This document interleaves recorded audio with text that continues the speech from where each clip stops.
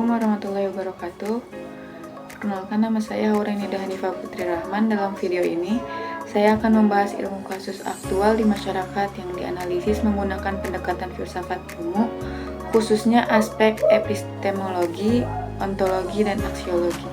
Setiap kasus mengandung persoalan yang kompleks antara ilmu pengetahuan, etika, dan agama.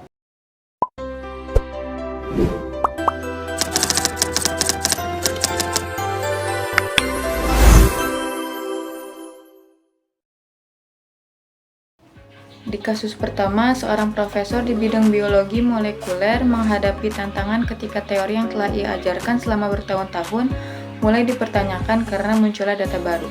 Dalam konteks ini, filsafat ilmu berperan penting untuk menanamkan kesadaran bahwa teori ilmiah bersifat sementara, selalu terbuka terhadap pengujian dan penyempurnaan. Kita juga dapat menerapkan prinsip falsifikasi yang dikemukakan oleh Karl Popper, yaitu bahwa suatu teori dianggap ilmiah jika dapat dibantah. Proses falsifikasi ini menjadi fondasi penting bagi perkembangan ilmu pengetahuan yang sehat dan terbuka terhadap pembaruan.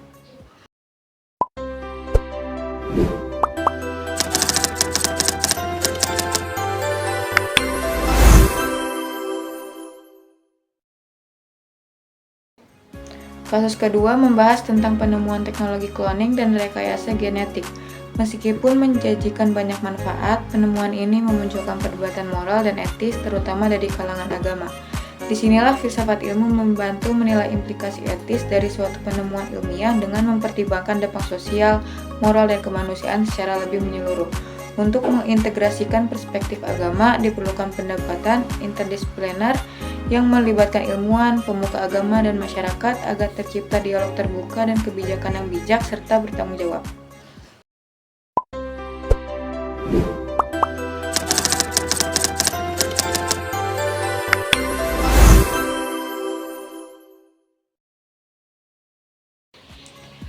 Kasus ketiga menyoroti konflik antara pengajaran teori evolusi dan keinginan sebagian orang tua agar narasi penciptaan agama turut diajarkan di sekolah.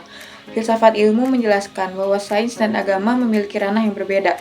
Sains menjawab pertanyaan bagaimana, sedangkan agama menjawab pertanyaan mengapa.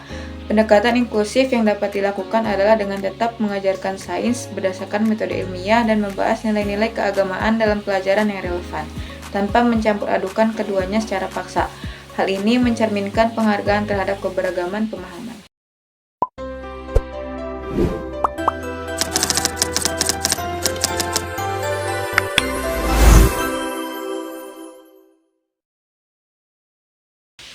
Pada kasus keempat, kita melihat perbedaan respons organisasi keagamaan terhadap isu pemanasan global. Ada yang mengabaikan bukti ilmiah, sementara yang lain menjadikan isu lingkungan sebagai bagian dari tanggung jawab moral. Filsafat ilmu membantu kita memahami bahwa sikap tersebut dipengaruhi oleh cara suatu kelompok menafsirkan hubungan antara iman dan pengetahuan. Oleh karena itu, kolaborasi antara ilmuwan dan komunitas agama sangat diperlukan.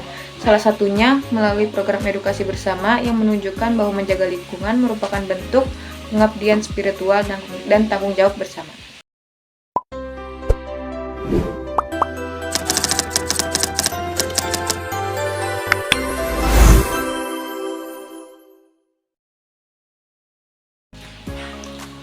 Kasus terakhir menggambarkan dilema seorang dokter yang menghadapi pasien yang menolak pengobatan modern karena alasan keyakinan agama.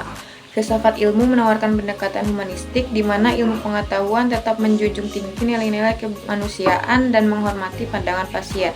Sementara itu, etika medis berperan dalam memastikan bahwa keputusan yang diambil tetap mengedepankan keselamatan pasien tanpa memaksakan kehendak.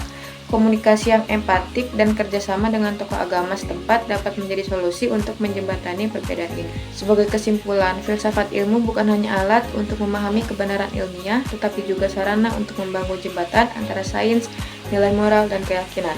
Dengan pendekatan yang terbuka dan reflektif, kita dapat menciptakan ruang dialog yang sehat dalam menghadapi tantangan-tantangan ilmiah dan sosial yang semakin kompleks. Terima kasih atas perhatiannya. Wassalamualaikum warahmatullahi wabarakatuh.